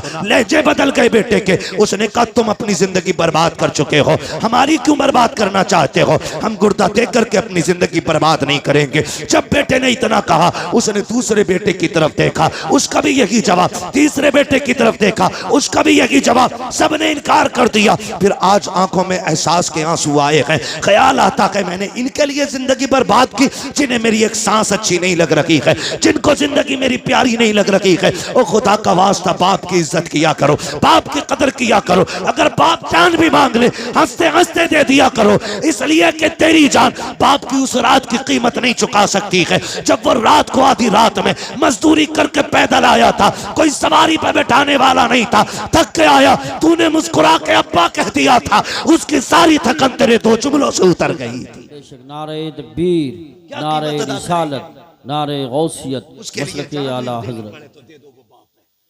वो बाप है। और नौजवानों में तुमसे कह दूं, बाप एक दरख्त है, औलाद एक टहनी है। याद रखिएगा, टहनी कितनी भी मजबूत और हरी भरी क्यों ना हो, अगर जड़ से जुदा हो जाती है, तने से टूट जाती है, तो फिर वो हरी नहीं रहती है। बेशक बेशक, ये याद रखना, फिर वो हरी नहीं रहती है। जो औलाद माँ बाप के साये में परवरिश पाती है, उसके वजूद की नशो नुमई अलग होती है। और जो बाप से दूर रहते हैं, वो जिस्म कभी फल नहीं पाते। बेशक, इसलिए कि बाप का साया ही बेहिसाब बरकत वाला होता है, बेहिसाब बरकत वाला। टूट गया बाप, डॉक्टर से कहा चल यार, मुकद्दर में जिंदगी की चंद सांसें हैं, हॉस्पिटल ले चल, इलाज कर। उसने कहा क्या इलाज करना, गुर्दे फेल, फिर आदमी खत्म। कहा कोई तो दवा होगी। कहा कोशिश करता हूं, बचना नहीं है, कुछ सांसें अगर हिफाजत से आ जाएं। उसने कहा ठीक। भर्ती हुआ, बेटे लौट गए। बाप नाराज हो गया। जब यह हादसा हॉस्पिटल में हुआ ना, तो बात खानदान तक पहुंची, चलते चलते रिश्तेदारियों में पहुंची, फिर ये बात चलते चलते उस बेटी के दरवाजे तक पहुंच गई जिसके दरवाजे पे 10 साल से बाप नहीं गया था। उसके दरवाजे पे पहुंची जिसके दरवाजे पे 10 साल से बाप नहीं गया। उसे पता चला बाप के गुर्दे फेल हो चुके हैं। डॉक्टर ने गुर्दा मांगा गया, भाइयों ने देने से इनकार कर दिया कि कोई अपना ही देगा तब जिंदगी बचेगी। 6 माह के बच्चे को सीने से लगाया, 100 किलो 150 किलोमीटर का सफर करके बेटी हॉस्पिटल आ गई। बाप से नाराजगी है, डॉक्टर से आके कहती फला नाम का मरीज किस वार्ड में है? कहा फला वार्ड में। कहा जल्दी कर मेरा गुर्दा निकाल और उसके डाल दे। कहा तू है कौन? का बस ये ना पूछ, अब तो सब मना कर चुके हैं, फिर तहकीक किस बात की है? मेरा ऑपरेशन कर, तुझे गुर्दा चाहिए, मैं देने आई हूं। बच्ची ने गुर्दा दिया, वापस जाने लगी। कुछ दिन रुकने के बाद जब वापस जाने लगी, डॉक्टर ने कहा बेटी बताना तू है कौन? कहा क्या करेगा पूछ के? कहा अगर मरीज ने पूछा तो क्या बताऊं? कहा कुछ मत बताना। उसने कहा नहीं बताना, मेरी भी जिम्मेदारी बनती है, कुछ तो पता बता के जा, कहां की रहने वाली है? बच्ची ने कुछ नहीं बताया। कहा अगर जिद करता है तो कागज कलम दे दे। बेटी ने एक तहरीर लिखी, लिखने के बाद बंद की, कहा इसको संभाल के रख, अगर निकलने के बाद मरीज खुद पूछे तब ये निकाल के देना, अगर ना पूछे तो दे मत देना, इसे फाड़ के फेंक देना। अल्लाह अकबर। इतना कह के बेटी तो चली जाती है। कुछ दिन के बाद जब उसकी छुट्टी होने वाली है, पूरा खानदान आ गया, चारों बेटे आ गए, क्योंकि अकाउंट में बैलेंस बाकी था। उन्होंने सोचा मरते मरते अब्बा को राजी कर लो, लेकिन बाप बाप होता है, जब बाप की अना पे आ जाती है तो मर जाता है, लेकिन औलाद के आगे झुका नहीं करता है। बाप को यही एटीट्यूड, यही काफी है कि वो तेरा बाप है। खुदा की कसम, जब बेटे दरवाजे पे आके खड़े हुए हैं, सबने कहा था मिलना चाहते हैं, कहा मुझे किसी से नहीं मिलना है। जो लोग खिदमत थे, कहा पहले वहां लेके चलो, मैं डॉक्टर का शुक्रिया अदा करना चाहता हूं। डॉक्टर के पास बाप गया, कहा यार तेरा एहसान है, मेरे अपनों ने तो ठुकरा दिया था, तूने जिंदगी बचाई है। डॉक्टर ने कहा मेरा शुक्रिया अदा न कर, शुक्रिया अदा करना है तो उस बच्चे का शुक्रिया अदा कर जो तुझे गुर्दा दे के तेरी जिंदगी बचा के गई है। जैसे इतना सुना बेकरार हो गया। कहा कौन थी वो बच्ची? का नाम नहीं बताया। कहा कहां की रहने वाली थी? का कुछ नहीं कहा। कहा अब कहां तलाश करूं? का मैं क्या बताऊं? का कोई तो रास्ता होगा। उसने कहा याद आया, जाते जाते एक तहरीर दे करके गई थी। उसने अपने केबिन में जाकर के डेस्क से वो कागज निकाला, ला के दे दिया। का जाते जाते उसने ये दिया था। जैसी उसने उसको खोल करके पढ़ा है, अभी पहली लाइन पढ़ी है, चीख निकल जाती है, जमीन पर बैठ जाता है। डॉक्टर ने कहा यार बता तो सही, इस तहरीर में ऐसा क्या लिखा है कि तू खुद को ना संभाल सका? उसने कहा डॉक्टर मैं वो कमनसीब बाप हूं जो 10 साल से अपनी बेटी के दरवाजे नहीं गया था। ये जो खत है मेरी उसी बेटी का खत है। का इसमें लिखा क्या है? बच्ची का खत पढ़ के तो सुना। उसमें लिखा था अब्बा जी तेरी बेबस और मजबूर बेटी का सलाम, तेरी बारगाह में कबूल हो। अब्बा मैं वो कमनसीब बेटी हूँ, 10 साल से तू जिसके दरवाजे पे नहीं आया। अब्बा मुझे ये नहीं पता मेरी खता क्या है, मेरा कसूर क्या है, मैंने तेरा बिगाड़ा क्या था। अब्बा जी तुझे क्या बताऊं, 10 सालों में जितनी ईदें आई हैं, दुनिया चांद देखने के लिए छत पे चढ़ती है, लेकिन मैं अपना चांद देखने के लिए दरवाजे पे आती हूँ। अब्बा जब चांद नजर आता है लोग मुबारकबादियां देते हैं, मेरे बच्चे भी आके कहते माँ सब ने तो कपड़े पहन लिए हैं, तुम कब बहनों की तो मैं कह देती हूँ, ए बेटे जब तुम्हारा चांद दिख गया, तुम्हारी ईद हो गई है, अभी मेरा चांद नजर नहीं आया है, जब मेरा चांद नजर आएगा तब मेरी ईद होगी। अपने बच्चों से ये कह दिया करती हूँ, अब्बा 10 साल हो गए तू पलट करके नहीं आया, ए मेरे बाप तूने 4 मीलें बेटों के नाम कर दी, जायदाद में मुझे फूटी कोड़ी नहीं थी, अब्बा मैं तुझसे नाराज नहीं हूँ, मुझे तेरी नाराजगी की वजह तो नहीं मालूम है, लेकिन मेरे बाप मैं तुझे गुर्दा देने आ गई हूँ, नाराज ना होना अब्बा, मैं तुझे तकलीफ देना नहीं चाहती, ये जो गुर्दा दे रखी हूँ ये तुझ पे एहसान नहीं किया है मैंने, ए मेरे बाप तूने 18 साल सीने से लगा के पाल लिया था, तो अगर जायदाद न दी तो क्या हुआ, 18 साल रोटी तो खिला दी थी, 18 साल बेटी कह के आवाज तो दिया था, 18 साल तूने सीने से लगा के रखा था, ये तेरा एहसान इतना बड़ा है, अगर इसी के बदले में जान भी मांगेगा अब्बा तेरी बेटी हंसते हंसते जान दे दूंगी। मेरे बाप मुझे पता चला तुझे गुर्दे की जरूरत है, बेटियों ने बेटों ने इनकार कर दिया है, अब्बा मैं तेरी बेटी ठहरी, मैं बर्दाश्त न कर सकी, मैं तुझे गुर्दा दे करके जा रही हूँ और एहसान नहीं किया है, इसकी कोई कीमत भी नहीं मांगती हूँ, अब्बा तेरी मर्जी है, ईद पे आना या मत आना, बेटी से मुलाकात करना या ना करना। उसने आखिरी जुमले लिखे थे, कहा अब्बा तेरी बेटी इतना चाहती है, अगर तुम मुझसे राजी हो गया है तो इतना कर देना, जब मेरे इंतकाल की खबर तुझे आ जाए तो बेटी के जनाजे में आकर के शामिल हो जाना, इसलिए कि अब्बा अगर तू जनाजे में नहीं होगा दुनिया कहेगी ये बदनसीब बेटी का जनाजा है, मेरी ख्वाहिश तो ये है कि मेरे जनाजे में सबसे पहले लगने वाला कांधा मेरे बाप का हो, ताकि दुनिया कहे ये बदनसीब का नहीं बल्कि खुशनसीब बेटी का जनाजा जा रहा। अल्लाह अकबर, ये बेटी होती है, कभी कभी बेटे वो नहीं कर पाते जो बेटियां कर जाती है, इन्हीं बेटियों को बचाने के लिए मेरा नबी आया, इन्हीं बेटियों को जिंदगी मेरे नबी ने दी है, इन बेटियों पे एहसान है मेरे नबी का। और मैं कहता हूं मेरी बहन मेरी बेटी, कभी तेरे सर से दुपट्टा उतरने लगे ना तो महबूब की गार के रोने वाली हालतों को याद कर लेना, कुछ भी याद न कर सके तो वो याद कर लेना, तू तो पैदा होते ही मार दी जाती। ये जो घर में तेरी खिलखिलाहट और तेरी मुस्कुराहट है, खुदा की कसम ये मेरे नबी के सदके में बची हुई है, मेरे हुजूर के सदके से बची हुई है। हुजूर ने कितनी इज्जत दे दी, तुझे बाप मार देता था माथे पे पसीना तक नहीं आता था, जिस दिन से मेरे नबी ने कहा मेरी बेटी मेरे जिगर का टुकड़ा है, जाओ 80 साल का बुढ़ा भी रक्षा चला रहा है उससे पूछना अब्बा ये उम्र लक्ष्य की तो नहीं है, वो कहेगा अल्लाह ने एक बेटी और दी है, घर में रह गई है, बस एक तमन्ना है उसके हाथ पीले कर दूं। खुदा की कसम आज 80 साल का बेटा मुस्कुरा के लोगों का बोझ खींच रहा है, उससे पूछ क्यों खींच रहा है, वो कहेगा मेरे नबी ने कहा है जिसने बेटी को इज्जत से रुखसत कर दिया उसकी जन्नत की जमानत मदीने वाला देके जा रहा। अल्लाह अकबर, ये इज्जत है मेरे महबूब के सदके में।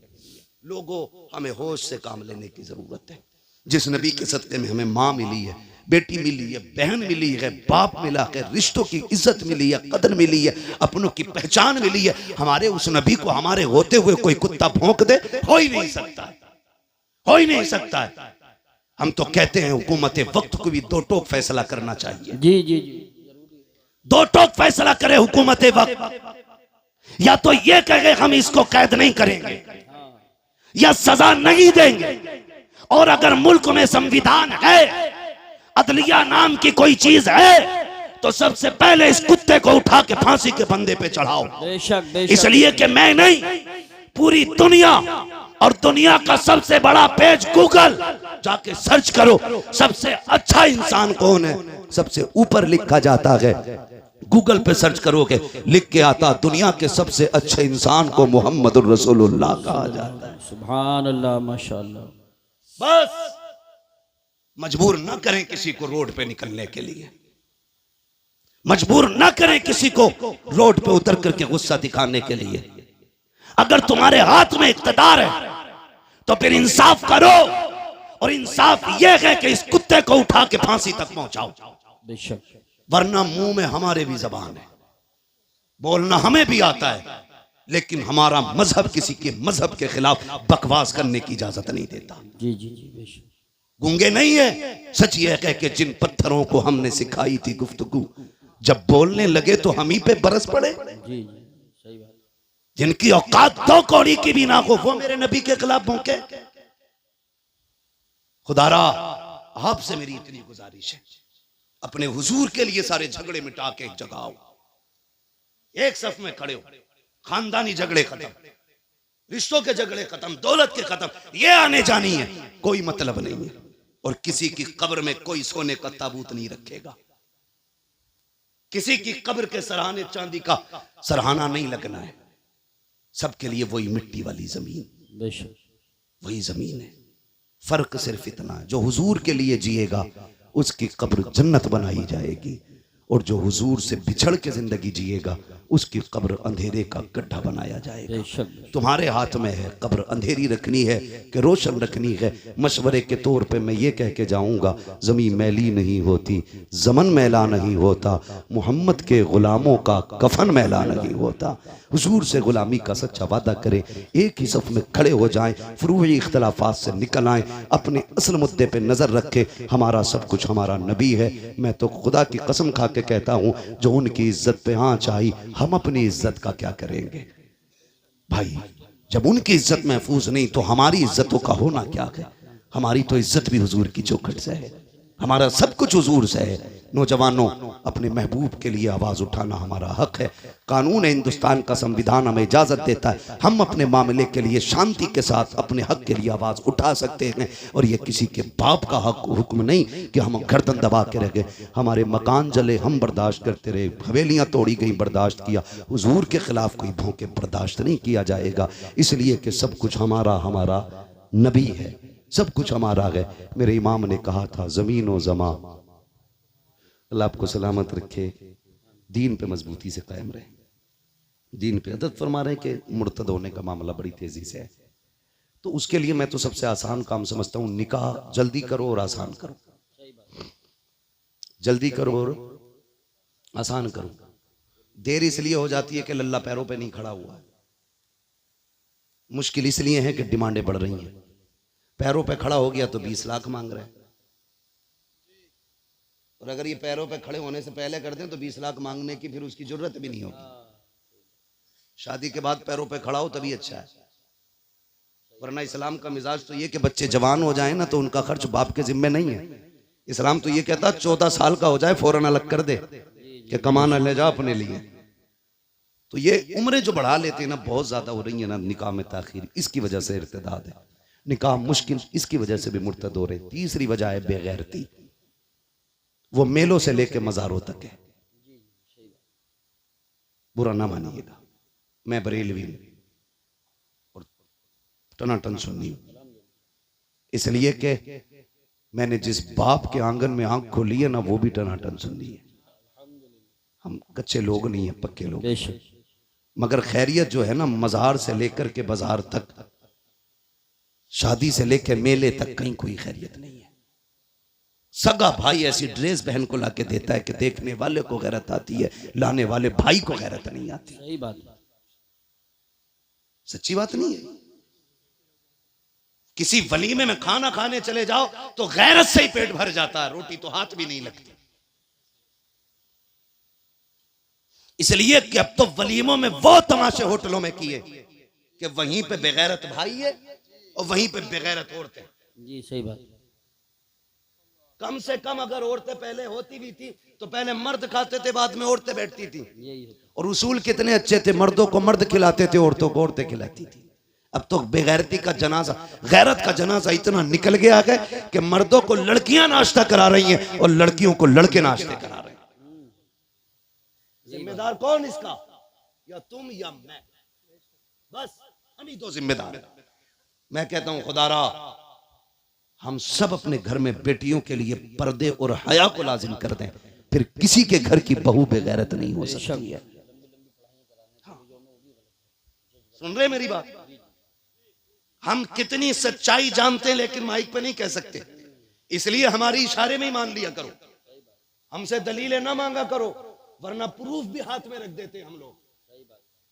हम अखबार पढ़ के बात नहीं करते, अल्लाह ने आंखें दी है, देख के बात करते। जी जी, कह रहा पहले MBBS बना लूं, सबसे बड़ी मुसीबत है। BUMS करा लूं, फिर करूंगा शादी।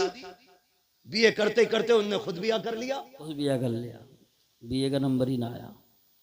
मैं तालीम का मुखालिफ नहीं, लेकिन एक सवाल तुमसे, तुमने मजारों के गुंबदों के लिए तो कई कई लाख के चंदे दिए, क्या एक चंदा बच्चियों के स्कूल के लिए किसी गैरत वाले ने इकट्ठा किया? बेशक हमारे मजारों पे जो कलश हैं वो सोने चांदी के हैं, और हमारी बेटियां पढ़ने के लिए गैरों के स्कूल में गैरों के रहम करम पर हैं। कौन बचा सकता है हमें? कोई नहीं। सही बात है, बेशक बेशक सही फरमा। अपनी थाली में छेद है, गैरों की जरूरत नहीं हमारे घर में झांक के देख ले। गलती तो हमने की है ना। ट्यूशन के नाम पे कितनी गुंडागर्दी हुई, ऑनलाइन के नाम पे कितनी बर्बादी हुई, क्या ये नहीं हुआ? जाओ, मैं गलत कह रहा हूं तो जाओ यूट्यूब पे जाके सर्च करो। हमारी बेटियों के साथ कितनी बदसलूकी हुई ट्यूशन के नाम पे। किसी को गैरत जागी? कह रहा 10 लाख दिए पीर का मजार बनवाने के लिए। कसम खा के कहता हूं, जा तू सोने का मजार बनवा दे पूरे पीर का, और तेरे 1 रुपए के खर्चे से किसी गरीब की बेटी को तालीम मिल सकती थी या उसकी इज्जत बच सकती थी, तो तेरे 10 लाख से ये 10 रुपए खर्च करना ज्यादा बेहतर है। बेशक। लेकिन हमने जिस तरह मजार सजाए, पीर साहब के घर बनाए, उतने मन से हमने स्कूल और कॉलेजेस नहीं बनाए। जी जी, अपने होने चाहिए, ये हमारे अपने होने चाहिए। बेशक बेशक, सुभान अल्लाह, हमारे अपने होने चाहिए, वरना कौन ऐसा मुसलमान है इस इलाके में जो 1 लाख रुपए नहीं दे सकता स्कूल के लिए? बिल्कुल दे सकते, सब दे सकते हैं, लेकिन हम इतनी हमारी गैरत मर चुकी है, हम बेटे के निकाह में 1.5 लाख के पटाखे फोड़ सकते हैं, लेकिन 1 लाख देकर के बेटियों की इज्जतें नहीं बचा सकते। मैं आपसे गुजारिश करके जानना चाहता हूं, अब तक खूब चंदे आपने दिए या दो, तुम्हारी मर्जी है, लेकिन कम से कम एक चंदा ऐसा भी करो जिसमें हमारे स्कूल हमारी बच्चियों के लिए होने बहुत चाहिए। अच्छा पैगाम, उसमें पढ़ने वाली भी बेटी होनी चाहिए, पढ़ाने वाली भी बेटी होनी चाहिए। जी बेशक। अभी कुछ दिन पहले अपनी मुरादाबाद में क्या बच्चियों के नकाब नहीं उतरवाए गए? लेकिन हम तो मौज में रहे। मेरी तो बाईपास पे आ गई है, मेरी तो रोड पे आ गई है, मेरी तो 20 करोड़ की बिक रही है। याद रख, अगर इज्जत चली जाए तो 50 करोड़ से भी धक्का नहीं मिटता है, और बंदा भीख मांग के खाए, इज्जत बचा के खाए, खुदा की कसम अल्लाह उसकी इज्जतों में 4 चांद लगा दिया करता है। बेशक बेशक, सुभान अल्लाह। करेंगे इंशाल्लाह एक चंदा स्कूलों के लिए, अपने बनाओगे अपने स्कूल, वरना मैं आपको बताऊं, मैं थक गया था बच्चों के लिए स्कूल ढूंढता ढूंढता। मुझे अगर इतनी फुर्सत मिल जाती ना तो मैं तुमसे भीख मांग के स्कूल बनाता, लेकिन मुझे इतनी फुर्सत ही नहीं मिलती कि मैं घर पे भी रह सकूं। आपसे मैं कहूं इसकी कितनी अहम जरूरत है, समझ जाए, अल्लाह करे। आप बहुत स्कूल देखे हमने, मालूम है होता क्या, हमारे बच्चों को दूसरे धर्मों की तालीम दी जाती है बचपन से। जी जी, यही बात है, गलत नहीं कह रहा हूं। कान तब खड़े होते हैं जब हमारे बच्चे आके घरों में भजन गाते हैं। सही बात। ये क्यों का हमारी मैडम ने सिखाया है। हाँ, बिल्कुल सही फरमा, गलत नहीं कह रहा हूं। और हम यूं चादर ओढ़े सो रहे हैं। याद रखिएगा, बिल्ली की आंख बंद कर, कबूतर की आंख बंद कर लेने से बिल्ली का खतरा टल नहीं जाता है। तुम अगर ये सोचे बैठे हो मेरी तो एक ये संभाल लूंगा, तेरी एक नहीं है, ये जितनी कलमा पढ़ने वाली है सारी तेरी बेटी, बेशक यही बात, तेरी बेटियां हैं सारी, इसलिए सबके बारे में सोचना होगा। और मैं बहन बेटियों से गुजारिश करूंगा, खुदा की कसम खा के कहता हूं, तुमसे कोई भी कितना बड़ा सोने का लालच, बिल्डिंग का लालच, तुम्हारी इज्जत का लालच, तुम्हारी शान और शौकत का, खिदमत का लालच देख, मैं कसम खा के कहता हूं तुझसे तेरे बाप से ज्यादा दुनिया में कोई मर्द प्यार नहीं कर सकता है। बेशक। हर बेटी को मेरा चैलेंज है। मैं कहूं मैं अपनी बीवी से प्यार करता हूं, नहीं, मैं उतना नहीं कर सकता जितना उसका बाप उससे प्यार करता होगा। बेशक बेशक। आप रानी बना के रख सकते हो बीवी को, लेकिन ये जिगर का टुकड़ा सिर्फ बाप का होती है। मैं कहता हूं बेटियों से, तुम अगर किसी के धोखे में आ जाओ, गुड्डू सोनू पप्पू के, तो याद रखना 2 महीने 3 महीने गुजरेंगे, तुम किसी बैग में पैट मिलोगी, किसी फ्रिज में पड़ी मिलोगी, नाली के गटर में मिलोगी। तुम्हें मालूम नहीं क्या क्या स्कीमें चल रही हैं। कितनी बच्चियों को ले जा करके बेला फुसला करके मुंबई में किडनियां बेच दी गई, लाशें लावारिस फेंक दी जाती हैं। प्यार का झांसा दे करके मुस्लिम बच्चियों को ले जाया जाता है, उनकी किडनी बेच करके पैसा कमा लिया जाता है, फेंक दिया जाता है लाश को। मैं तुमसे कहना चाहता हूं ये धोखे में मत आना। खुदा की कसम खा के कहता हूं, जो इज्जत तुम्हें इस्लाम ने दी है कोई धर्म नहीं दे सकता, जो मोहब्बत तुम्हें बाप ने दी है कोई मर्द तुम्हें नहीं दे सकता। बेशक बेशक। जाओ तहकीक कर ले। मेरी बेटी मेरी बहन, रब ने तेरे लिए जन्नत तैयार की है, और वो जन्नत जिसमें नहरें हैं, बागात है, इतनी खूबसूरत मौसम वाली जन्नत कि अगर उसका सुराख, जन्नत का सुराख दुनिया की तरफ सुई के नाके के बराबर खोल दिया जाए ना, तो पूरी दुनिया उसकी ठंडी हवा से महकने लग जाएगी। सुभान अल्लाह। इतनी खूबसूरत जन्नत तेरे लिए। लेकिन भाई असल में बुनियादी कमजोरियां होती हैं। जब हमारे बच्चों को बचपन ही से भजन पढ़ाए जाते हैं ना, तो ईमान में मजबूत नहीं रहते। सही बात। फिर वो एक्स मुस्लिम बनते हैं, वो फिर किसी धर्म को नहीं मानते। लोग कहते हैं उससे पलटा, उससे नहीं, गलती हमने की। अपने बच्चों को इस्लामी तालीम जरूर दें, भले ही 6 महीने के लिए मदरसा छोड़ें, दाल खिलाएं मदरसे की। मैं गारंटी के साथ कहता हूं, जो बच्चा 10 महीने मदरसे की दाल खा लेना वो मर जाएगा, लेकिन हुजूर का दीन नहीं छोड़ेगा। ये मदरसे की दाल में बरकत होती है, मदरसे की दाल में। लेकिन हमारे बच्चे क्या बनेंगे जब हम कहते हैं 35 मिनट ट्यूशन कुरान की है और 18 घंटे तुझे कुत्ता बिल्ली पढ़ना है, तो हमारे बच्चे क्या समझेंगे कि कुत्ता बिल्ली से ज्यादा अहम तो कुरान भी नहीं है। जब बच्चों से हम कहेंगे सुन, कुत्ता बिल्ली आए ना आए, रब का दिया हुआ कुरान जरूर आना चाहिए, तो फिर वो आखिरी दम तक उसकी तालीम याद रखेगा। आखिरी दम तक बच्चों को कुरान पढ़ाएं, दीन पढ़ाएं, अपने स्कूल अपने कॉलेजेस बनाएं, अपनी बेटियों की इज्जत के मुहाफिज खुद बने, निकाह सस्ते करें, आसान करें, जल्दी करें, जल्दी करें। एक बात याद आ गई, कह दूं, आपने इतना टाइम अपनी मर्जी से लिया, आप 2 मिनट मेरी मर्जी से भी ले लें। जी जी इरशाद। मैं आपसे बस इतना कह जाता हूं ना, कई बार ना होता क्या है, कई बार होता ही है यूसुफ भाई, बराबर का रिश्ता ढूंढ रहे अब्बा, बराबर का नहीं मिल रहा। लड़की की उम्र 25 हो गई, अभी बराबर नहीं मिला है। 25 से 30 आ गई बच्ची की उम्र, अभी बराबर का नहीं मिला है। वो बेटी है, तुझसे कह नहीं पाती है, तू उसकी जिंदगी के साथ खिलवाड़ कर रहा है। अल्लाह ने उस पे गैरत के पर्दे डाल रखे, वरना जो सितम करते हो ना बेटियों के साथ बराबरी के चक्कर में, उम्रें गुजार देते हो बेटियों की, इसका हिसाब बड़ा मुश्किल पड़ेगा, इसका हिसाब बड़ा मुश्किल पड़ेगा। का नहीं, दामाद ऐसा होना चाहिए कि लोग देखें फलां का दामाद आया। अभी नहीं देखेंगे, अलबत्ता मरेगा ना तो सब देखेंगे कि किस हाल में जा रहा है। दामाद ऐसा मत देख कि लोग रास्ते खाली कर दें, दामाद ऐसा देख अगर मरे तो लोग बढ़ बढ़ के कंधा दें, बढ़ बढ़ के कंधा दें। ये असल इज्जत होती है, क्योंकि खुदा की कसम लहद में इश्क़ रुखे शह का दाग लेके चले, अंधेरी रात सुनी थी चराग लेके चले, तेरे गुलामों का नक्शे कदम है राह खुदा, वो क्या भटक सके जो ये सुराग लेके चले।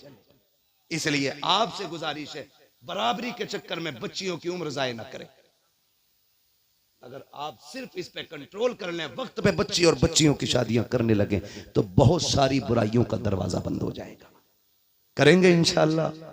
लक़द कान लकुम फ़ी रसूलिल्लाहि उस्वतुन हसना, मेरे महबूब की जिंदगी आपके लिए बेहतरीन नमूना है। बेटियां पर्दे को लाजिम कर दें, मर्द हया को लाजिम कर दें। शादी ब्याह में बच्चियां ले जाना जरूरी नहीं है, जो काम मर्दों के करने के वो मर्द करें, जो बेटियों के करने वो बेटियां करें। बारातों का इस्तकबाल, जूस का गिलास, दूध का डब्बा बंद कर, ये कोई लुल्ल लंगड़ा नहीं आया है जो इसे तू खिलाएगी तो खाएगा। अल्लाह का शुक्र है दौड़ दौड़ के निकाह कर रहा है, तो ये भाग के लूला लंगड़ा नहीं है कि अपने हाथ से पिला रही है। गैरत वाली बन। सुनो, जिन मर्दों का इस्तकबाल औरतें करती हैं वो मर्द नहीं, वो हिजड़े होते हैं, और जिन मर्दों का इस्तकबाल मर्द करें वो मर्द हुआ करते हैं, और जिन औरतों को मर्द खिलाते हैं वो गैरत वाली नहीं, बेगैरत होती हैं। उनकी गोद से हाफिज कारी सलाहुद्दीन नहीं आते हैं, डांसर पैदा होते हैं, शैतान पैदा होते हैं। बेटियां गैरत वाली होती हैं तो फिर औलाद भी इज्जत वाली पैदा हुआ करती है। बेशक बेशक, सुभान अल्लाह। करेंगे इंशाअल्लाह, ऐसा इंशाअल्लाह वादा करें इंशाअल्लाह।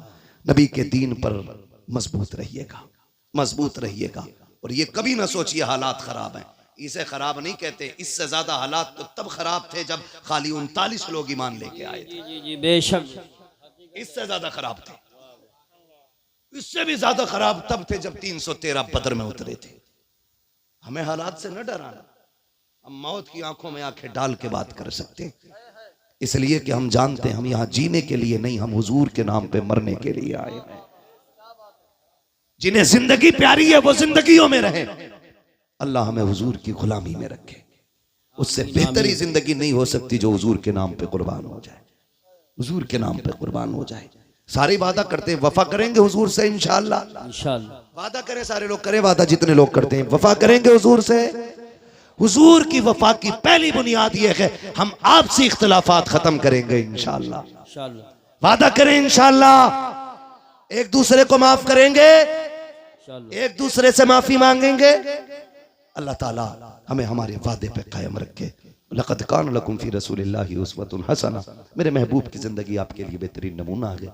हुजूर के तरीके पे जियो, ये भी कामयाब जिंदगी, वो भी कामयाब जिंदगी हो जाएगी। बस जो हुए गलत उनको माफ फरमाए रब्बे कायनात। जिंदगी ने दिया साथ, फिर होगी मुलाकात। चमन रहा, फूल खिलेंगे, जिंदगी रही, फिर मिलेंगे। मुसाफिर हम भी, मुसाफिर हो तुम भी, किसी मोड़ पर फिर मुलाकात होगी। फकीरान आए सदा कर चले, सदा खुश रहो ये दुआ कर चले। सारे लोग कलमा शरीफ पढ़ लीजिए, ला इलाहा इल्लल्लाहु मुहम्मदुर रसूलुल्लाह, अस्तगफिरुल्लाह रब्बी मिन कुल्लि ज़ंबिन व अतूबु इलैहि। अस्सलामु अलैकुम व रहमतुल्लाहि व बरकातुहू।